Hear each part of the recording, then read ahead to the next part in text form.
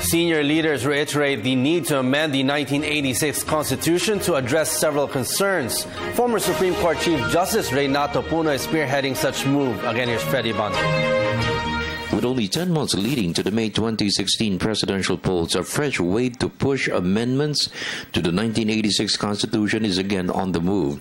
It may be too late since the move calls for a constitutional convention which will require to pass a law for the election of delegates and the time to convene and complete the proposed reforms.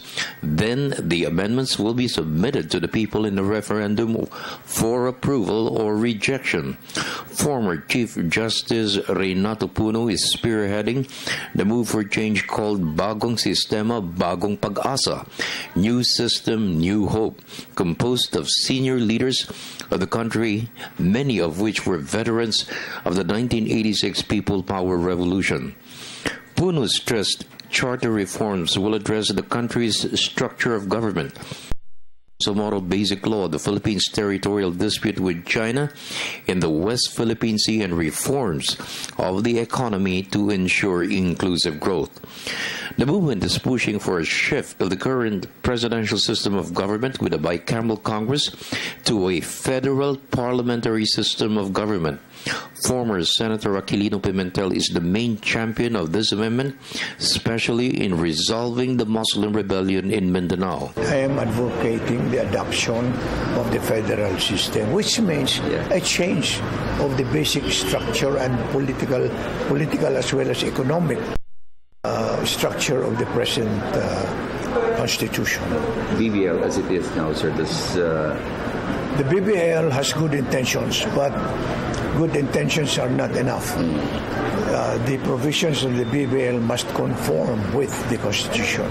And for the present, I see that there are many provisions of the BBL that need refinement. Another major reform to be pushed is the amendment of restrictive provisions in the Constitution. Although Resolution Number 1, authored by Speaker Feliciano Belmonte, is pending in plenary debates in the House, time is all short to gain approval from both houses of Congress. Calixto Quiamco, president of the Foundation for Economic Freedom, stressed a constitutional convention offers more time for the delegates to decide what's best for the country.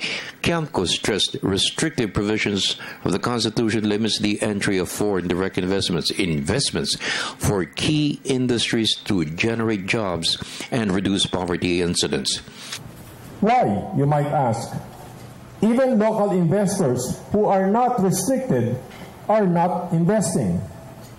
This is shown by the fact that the investment is quite low, at 20% of GDP compared to about 25% in Malaysia, 33% in Indonesia, and 47.2% in China. Our banks are awash in liquidity.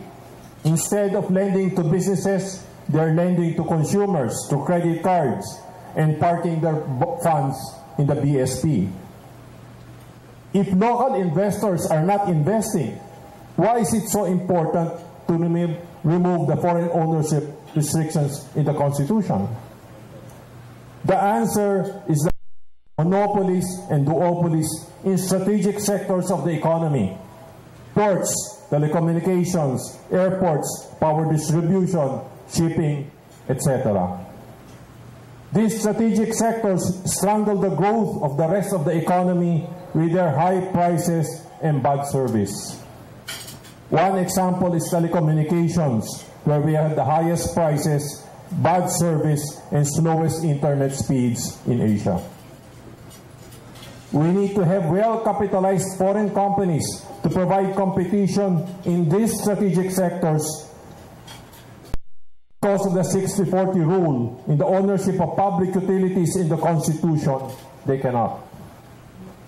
Without lifting these foreign ownership restrictions in the Constitution, we also cannot join the Trans-Pacific Partnership, the economic foundation of the U.S. rebalancing toward Asia. For the People's Television Network, this is Freddie Abando reporting.